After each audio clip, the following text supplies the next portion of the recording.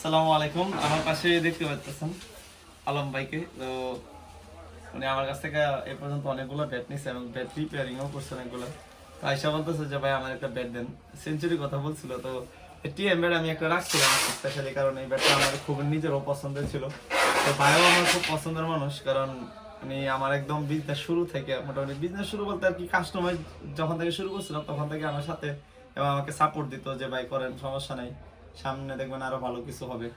তো এই সুবাদে বাইরে আমি এই ব্যাটটা দিছি আমার তরফ থেকে যে ভাই এটা নেন, এটা ভালো হবে আর কি। গিফট দিয়ে নেই কিন্তু বলছি যে ভাই এটা নেন। ভাইয়ের অন্য ব্যাট চয়েস ছিল, কিন্তু তারপরে বলছি যে ভাই আপনি এটা নেন, এটা আপনার জন্য ভালো হবে। আপনার কাছে 2000 কি মনে হইতেছে যে না প্রীতম ভাই কি আসলে দিল? আমি অন্যান্য ব্যাটগুলোর তুলনায় কিছুটা ওয়েটাও এখানে সাশ্রয় পাইছি এবং এটা কমফোর্টেবল। আসলে অনেক সময় কাস্টমার রিকভারি থাকে, কিন্তু যারা ব্যাট নিয়ে কাজ করে তারা আমাদের থেকে ভালো বোঝে।